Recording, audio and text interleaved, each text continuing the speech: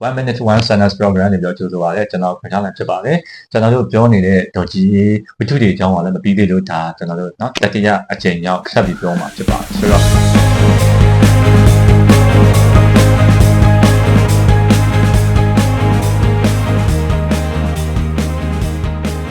့ကဲကိုဆိုရင်เนาะဆရာမကြီးရဲ့ညှို့ရင်အားရလဲကောင်းတယ်ဗျာကျွန်တော်တို့ကလည်းစကားကလည်းခက်ပြောဆိုတော့ဟုတ်ကဲ့ပါဆိုတော့ကဲအဲ့ဒီနွားရအင်ဂျင်အကြောင်းလေးပဲဆက်ပြောပါဦးဟုတ်ကဲ့ပါဒီဇလန်လေးပြန်ချုပ်မယ်ဆိုတော့ဒီနေမြုပ်လေးမှာဆန်ဆက်လုပ်ငန်းပိုင်ရှင်ဒီသားစုပေါ့နော်အဖေအမေမှာသားသမီး3ယောက်ရှိတယ်ဒါခင်မေတင်မေအပုဆိုပြီး3ယောက်နောက်ထပ်ချင်းချုပ်ရရင်တော့အဲ့ဒီတင်မေရဲ့အဖေဟာနောက်ထပ်မျိုးသမီးတယောက်နဲ့လက်ထပ်တယ်ဒီအိမ်ထဲဟာပဲဘလို့တော်ဆက်နေပြန်လဲဆိုတင်မေတို့ရဲ့အတော်ဖြစ်နေတင်မေအမေညမအရင်ဖြစ်နေတာပေါ့နော်အဲ့ဆိုတော့ကျွန်တော်ဆက်ယူလိုက်မယ်ဟုတ်ကဲ့ပါဆိုတော့တော့စမ်းကြတယ်လို့ပြောခြင်းလည်းပြောလို့ရတယ်အဆောင်းလို့ပြောလို့ရတယ်ဘာပြောကျွန်တော်တို့ကအဲ့ဒီအခြေအနေကဒါကြောင့်ကျွန်တော်တို့ကဝိထုကြောင်းနဲ့ပြောပြီးဆိုရင်စံသတ်မှတ်ချက်တွေရှိကြတာဟုတ်ကဲ့ကွန်ဆာနော်စံဘယ်လိုစံသတ်မှတ်ချက်လဲလူအဖွဲ့အစည်းကျွန်တော်တို့မြန်မာလူအဖွဲ့အစည်းရဲ့စံသတ်မှတ်ချက်တွေကလည်းဒါတွေကတရားဝင်ကျွန်တော်တို့ရေးထားတာမဟုတ်ဘဲနဲ့နော်ဟုတ်ကဲ့ပါဒီလိုမျိုးဖြစ်နေတာပေါ့ဆိုတော့တိုးတော့ဝိထုရေးရဲဆိုတာကအနုပညာဖန်တီးနေတာဖြစ်တဲ့အတွက်သူ့ဘက်ကပြန်ကြည့်ရင်တော့သူကရေးလို့ရနေတာနော်အဲ့ဒီပေါ်မှာကိုယ်ဆိုအဲ့ဒီဝိထုပေါ်မှာအနှစ်ချုပ်လေးအနေနဲ့လက်ခံလားလက်မခံဘူးလားအဲ့ဒါအနေနဲ့ကတော့ဒီလိုမျိုးပေါ့နော်အဲ့ဒီဝိထုစာဖတ်ထဲမှာကိုယ်ရွယ်ငေးခဲ့တယ်ငယ်တော့ကတော့ဟုတ်ရဲ့လားဟိုလူဖက်လို့ကောင်းတယ်လှည့်စားလိုက်တာလားတိုင်းဆရာရဲ့ပညာရများလားလို့ထင်ခဲ့တယ်ပေါ့နော်ဒါပေမဲ့ကိုယ့်ရဲ့အသက်ဟိုသူကိုစင်အောင်မြင်ခဲ့တယ်တက္ကသိုလ်တက်တယ်ပတ်ဝန်းကျင်နဲ့ကျေပြန့်လာတယ်တကယ်ချင်းပေါင်းချင်းဆုံလာတဲ့အခါမှာတော့မမျှော်လင့်ထားတဲ့မိသားစုအင်ဒရီကိစ္စရပ်လေးတွေကကိုယ်ဘယ်လိုမှမျှော်လင့်မထားတဲ့ပြဿနာတွေဖြစ်နေပါလားဟိုဦးချင်းထားဦးချင်းချီတဲ့ပြဿနာတွေပေါ့နော်ဒါမျိုးတွေဖြစ်တယ်လို့ပဲအနေနည်းဆက်လို့မရည်ရွယ်ထားတော့လည်းပဲဖြစ်ရရှိတယ်ကြိုတင်ကြံရွယ်ချက်တွေနဲ့ဖြစ်ခဲ့ရတယ်ရှိပါလားဆိုတဲ့အခါမှာကိုယ့်ရဲ့စာရေးဆရာကိုဟိုကပွဲရမဟုတ်ပဲနဲ့ဒါတွေဟာနည်းအောင်နည်းနေသေးပြီးတော့တိထက်မကတဲ့ဥပမာဆုံးတဲ့ခိုင်လို့ဝိထုတွေကလည်းအကြောင်းအရာတွေကလည်းဖြစ်ပွားနေရှိနေတဲ့အတွက်ပေါ့နော်ကိုကတော့ဟိုဘာပဲယူလိုက်တော့လဲဆိုတော့ဒီလိုမျိုးအကျိုးဆက်တွေကိုဘယ်ရွယ်လို့ဖြစ်ခဲ့သည်ပဲဖြစ်စေရွယ်လို့ဖြစ်ခဲ့သည်ပဲဖြစ်စေရလက်အဖြစ်နဲ့မှာဒီသားသမီးတွေဟာမိဘတွေရဲ့ဒီရွေးချယ်ခွင့်မရတဲ့ဒီမိဘတွေပေါ်မှာပေါ့နော်မိဘများရဲ့ဒီသင်္ဖန်နေမှုလှုပ်ဆောင်မှုအားလုံးကသားသမီးတွေရဲ့ဘဝတစ်လျှောက်လုံးမှာကြီးမားတဲ့အရေးတွေနဲ့ပန်းမိုးတယ်စိတ်ကိုထိခိုက်ကြေကွဲစေနိုင်တယ်ဆိုတော့အတိတစ်ခုရရှိခဲ့တာပေါ့နော်ဒီမျိုးများအင်ပြန်နဲ့ဆိုတော့မြန်မာပြည်မှာကျွန်တော်တို့ဒီလိုမျိုးစိတ်နဲ့ပတ်သက်ပြီးတော့ psychological thriller ပဲခေါ် psychological romance ပဲခေါ်နောက်ထပ်ပေါ့ဒေါ်ကြီးအပြင်ကိုဇွဲကိုတမိုးတဲ့ဆရာမကြီးဆိုရင်ဘယ်သူတွေဖြစ်မလဲဟုတ်ကဲ့ပါအများစုပေါ့နော်ဒီစိတ်ပိုင်းပတ်သက်ဆိုရင်တော့ကိုကြိုက်တဲ့စာရေးဆရာတွေလည်းကိုမိသလောက်ပေါ့နော်ဟိုဒီစိတ်နဲ့ပတ်သက်ပြီးတော့ဘာသာပြန်ဘဲရလို့ပဲပြောရင်လည်းပြောမှာပေါ့နော်ဆရာကြီးရွှေဦးတောင်းပေါ့အားလုံးလည်းသိကြမှာပေါ့နော်ဆရာကြီးရွှေဦးတောင်းဆိုရင် data matter ဆိုပြီးတော့မှเนาะဒီစိတ်ပိုင်းဆိုင်ရာဝိပဿနာလေ့ကျင့်ခြင်းကိုစာအုပ်ကြီးတွေတောင်းမှာပေါ့နော်ဒီတရားကျင့်စဉ်လိုမျိုးတော့ရေးသားခဲ့သူကိုယ်တိုင်လည်းစိတ်နဲ့ပတ်သက်ပြီးတော့အကြီးကျယ်လေ့ကျင့်ခဲ့တဲ့ဝိပဿနာလမ်းကြောင်းလျှောက်ခဲ့တယ်ပေါ့နော်ဆရာကြီးရွှေဦးတောင်းဒဂုံရွှေများဆိုတဲ့ဘာသာပြန်ပေါ့နော်ထာမင်းသားဦးဘိုးတော်ကနေစပြီးတော့သူ့ဇာတ်လမ်းတွေမှာတကယ်စိတ်နဲ့ပတ်သက်ပြီးတော့မှလူဘဝအမျိုးမျိုးပုံပုံပြောင်းလဲခဲ့ရပေါ့စိတ်ငယ်လုံးတွေအကြောင်းတွေပါဝင်ခဲ့တယ်ဆိုတော့စုံပါပဲပေါ့နော်ဆရာကြီးမသိခါအထီးပေါ့နော်ဆက်ပြီးပြောရမယ်ဆိုရင်တော့ဒီစိတ်နဲ့ပတ်သက်တဲ့အကြောင်းအရာတွေကိုစာရေးဆရာတွေကရေးပြီးဆိုရင်ကျွန်တော်တို့ကသူတို့ကဟောနော်သူများစီကနေကြားတာတွေကနေတဆင့်ပဲရေးလို့ရတာမဟုတ်ဘဲနဲ့သူတို့ကိုယ်တိုင်ဖြတ်တန်းရလို့ရေးတဲ့အခါပို့ပြီးတော့နော်ဟိုဖတ်ရတာလဲကျွန်တော်တို့ထိရောက်ရှိပြီးတော့နော်ဆိုတော့ဒေါ်ကြီးကလည်းသူကိုယ်တိုင်အဲ့ဒီလိုဒီစိတ်နဲ့ပတ်သက်တဲ့ဆရာမကြီးဖြစ်နေတော့ဆေယောဂထုခုနော်ဒီဆေယောဂကုမှုပညာရက်တွေမှာလည်းသူကစေကျော်တက်နဲ့စေကျော်တက်မိသားစုဆေယောဂကုမှုပညာရက်တွေမှာလည်းအပတ်ဝင်ဘာညာဆိုပြီးတော့ခက်လက်ပြောမယ်ဆိုရင်တော့ပညာရှင်ပါပဲနော်စိတ်နဲ့ပတ်သက်လို့ဆိုတော့ဒါကြောင့်လည်းသူကဒီလိုဇလန်းမျိုးတွေခုရှိတာပေါ့ကျွန်တော်တို့ကဟိုဥပမာဆရာဝန်တော့ဆရာဝန်နော်ဟုတ်ကဲ့ဆရာဝန်တယောက်ကသူ့ဆေးပညာရက်တွေကိုသိတာတက်ပဲဒါကိုပြန်ပြီးတော့အနုပညာဖြစ်ပြန်တယ်ဖြစ်ပြီးတော့ဖန်တီးမှုပညာဘုရားပေးနေတာကိုညာပြတ်မှတတိယနော်အခုအသက်ကြီးရတဲ့ကောင်ပြန်ပက်တဲ့ကောင်မှာမေတ္တာမီးရိပ်ဆိုဝိတုလည်းနာမည်ကျော်ကြားခဲ့ဟုတ်ကဲ့ဒီနေရာမှာလည်းအဖြူဆိုတဲ့ဒီသမီးလေးနဲ့သူ့ရဲ့အဖေနဲ့ကြားတဲ့ကဆက်ဆံရေးမှာပေါ့နော်အဖေကချစ်တဲ့စိတ်ကတခုဟုတ်ကဲ့ကြောက်လန့်နေတယ်အဖေရဲ့ ပြင်းထန်တဲ့ဒီစီကံချုပ်ချယ်မှုတွေကို ဟုတ်ကဲ့ မတိတိကနေကြောက်လန့်ပြီးတော့အဖေတော်မှရင့်ဒီရိုင်းဆိုင်မပြောရမယ်ဆိုရင်တော့သိစေခြင်းနေတယ်မသိစိတ်ပါဒီလောက်ကဖြစ်တာဒီအဖေပေမှသူ့ရဲ့အသက်ရှူချောင်တော့တဲ့ပုံစံမျိုးတွေတော့ဖြစ်ခဲ့ရတဲ့အကြောင်းတိုင်းဆရာမကြီးဟာမေတ္တာမီဝတ္ထုမှာအဖြူနဲ့သူ့အဖေရဲ့အကြောင်းကိုစိတ်ပညာဆိုင်ရာကိုပဲရေးသားခဲ့တဲ့အတွက်ငယ်ငယ်ကတော့နားမလည်သလိုလို ဟုတ်ကဲ့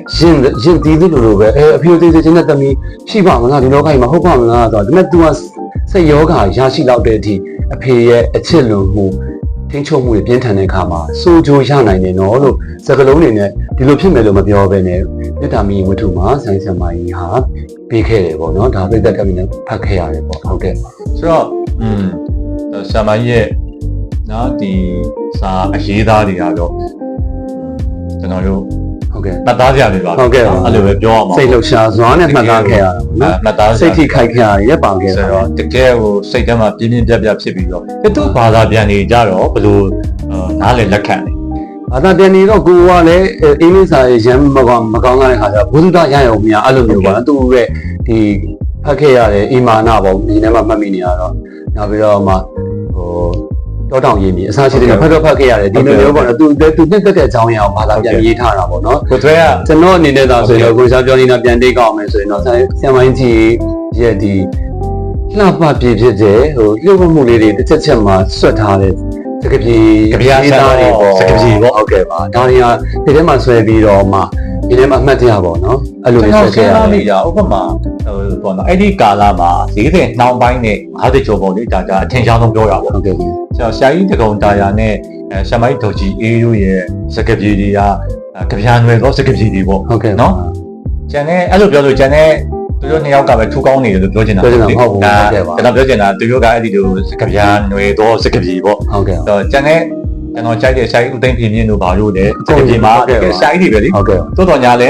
ဆရာကြီးဦးသိန်းဖေမြင့်တို့ကြတော့ကျွန်တော်ကကြပြာနွယ်သောစကပြေလို့မခံစားအောင် ဟုတ်ကဲ့ပါ သို့တော့စကပြေမှာတော့တကယ်ဆရာပဲလေကျွန်တော်ကြိုက် ဟုတ်ကဲ့ပါ နော် ကြိုက်ပါ တီတာပြုံးကဲတီတာပြုံးဆိုရင်လည်းဒါစိတ်ပဲလေ ဟုတ်ကဲ့ပါ ဒီနေ့ကျွန်တော်တို့ကစိတ်တွေနဲ့ပတ်သက်နေပါလားတီတာပြုံးဆိုရင်လည်းဒါ psychological ပဲလေ ဟုတ်ကဲ့ ဘာလို့လဲဆိုတော့ကိုကကိုနေတော့တကယ်ချင်းနေအဆင်ပြေနေတယ်လေကိုရဲ့တမွန်းအကြောင်းတွေနဲ့ ဟုတ် ဒီ ကဲ့ပါ မျိုးသမီးတယောက်ရောက်လာပြီးတော့အဲ့မှာဘလောင်စုကုန်တာပဲ စိတ်တွေလှုပ်ရှားရတည်ငြိမ်ပြီးသားစိတ်တွေရတယ်နော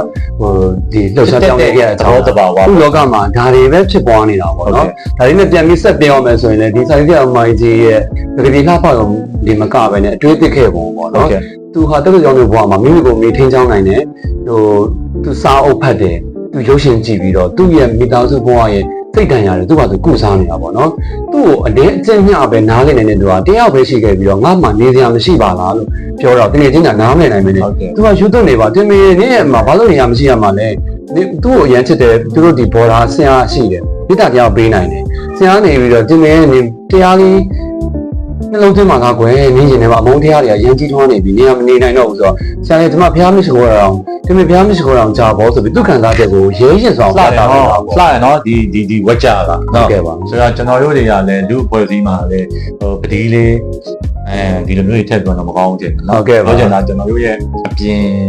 ထိန်းစရာဆိုလို့ရှိရင်ဘာသာရေးလေးနဲ့ထိန်းလို့ရှိရင်တော့ဒီကဘလောင်စုတဲ့အမုန်းတရားတွေပေါ့တင်းမင်းနေနဲ့မုန်းနေတယ်အဖေနဲ့အမေမသိစိတ်ကမုန်းတယ်ခါဒီမှသူပွင့်နေနဲ့မုန်းတယ်ပေါ့နော်သူ့ရဲ့မိခင်ကိုလည်းသူကစိတ်နာတဲ့ကြားထဲမှာအခုသူ့ရဲ့အမခင်မေရေးစားရသွားတဲ့တတိယကိုရလဲရအောင်သူ့အဖေကိုသူ့အမေကပဲဖတ်တိုင်လိုက်တာပေါ့နော်ခင်မေတော့ရေးစားထားနေပြီဒီတရုတ်ပြက်တဲ့ចောင်းသားတယောက်နဲ့ကြိုက်နေပါပြီဆိုပြီးတော့တမီးကိုပဲဒီတမီးခင်မေရေးစားထားတာကိုတိုင်ပြောခြင်းအပြင်သူ့ယောက်ျားချစ်ချင်းပြစ်တောင်များရနေမလားဆိုပြီးတင်မေဟာတောက်တဆင့်ကြော်ပြီးတော့နားလေလီယူသွလူခမန်းပေါ့နော်သူခင်ဗျာအမေရဲ့ရက်ဆက်လိုက်တာတော့သူကမပြောတတ်တာပေါ့နော်သူ့အမေကသူ့ရဲ့အဖေကနောက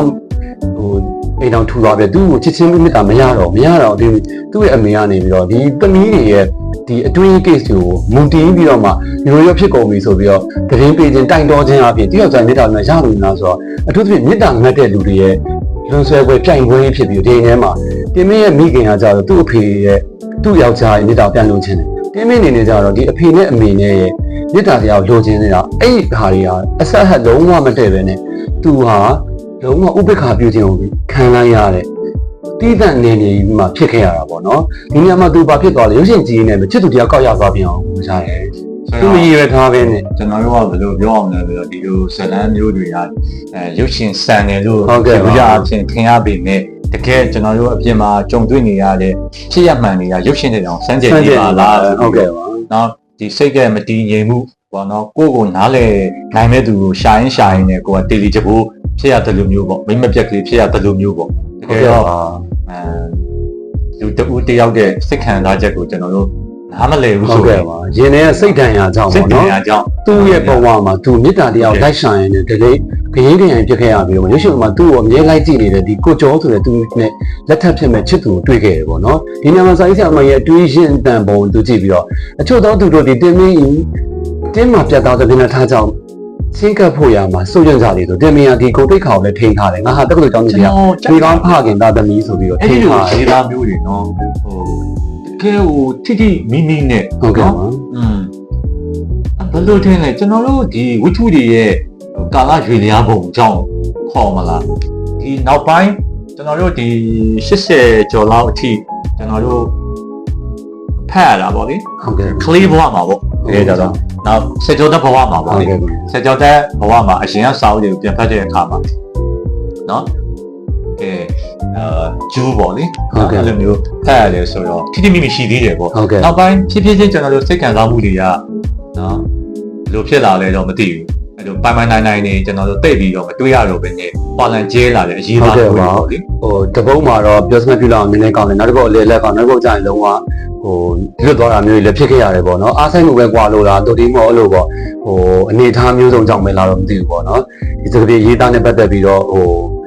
ဆရာလောက်တာမဟုတ်ပဲねအားလျော့သွားတယ်တော့ခံစားခဲ့ရတယ်ပဲเนาะဟိုကျိုးသားအထုတ်တဲ့ဆရာကြီးလည်းအများကြီးပါပဲနှစ်တက်ကြီးလည်းအများကြီးပဲနောက်လင်းတင်တော့ဆရာတွေနာမည်တက်ပြီးတော့ပြောချင်သေးတာပေါ့เนาะဥပမာသာဟိုတော်ကြီးနှင်းမျိုးနဲ့အိမ်ပြန်ကိုခေါင်းစဉ်ထိုးထားပြီးတဲ့ခါကျတော့ဒီအကြောင်းအရာလေးတွေလွတ်မသွားအောင်တော့ထိန်းပြီးပြောရတာပေါ့နှစ်သက်တယ်လေးစားပြီးတော့မှစကားပြေအလှနေနဲ့ဖန်ဆန်နေတဲ့အခြားဆရာတွေကလည်းအများကြီးပါကိုဇွဲနဲ့ကျွန်တော်တို့ကဟိုပါပေါ့ကျန်နေကျွန်တော်တို့စီနီယာကြားတဲ့ဆ